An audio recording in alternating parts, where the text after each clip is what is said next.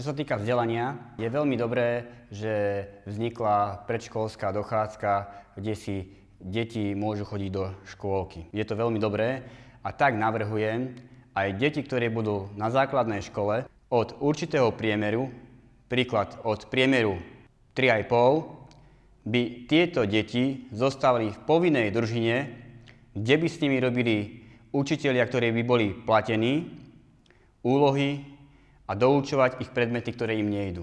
Títo deti, ktoré by tam zostávali, by vlastne sa mohli vzdelávať a učiť. Pretože deti, ktorí idú zo školy domov, doma zahodia tašku a neučí sa s nimi nikto. Poprvé, je to preto, že nemajú tí rodičia záujem, ale po druhé, aj keď tí rodičia majú záujem, ale tí rodičia im to nevedia vysvetliť, lebo oni sami nevedia, ako sa to robí a ako by sa to malo učiť.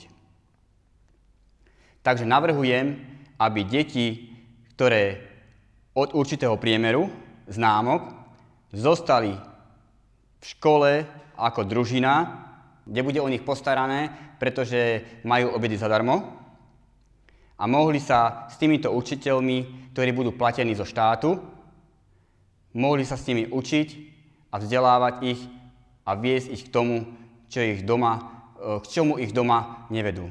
Nejedná sa o klasickú družinu, ale o povinnú špeciálnu družinu, kde by sa tieto deti, žiaci s horším priemerom učili, venovali by sa im učitelia, ktorí by boli platení štátom.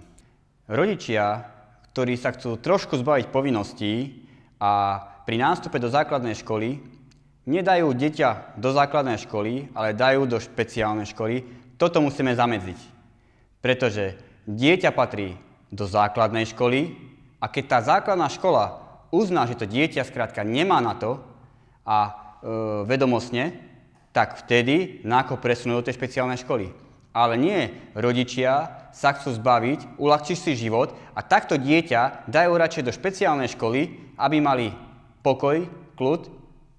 Toto musíme zrušiť.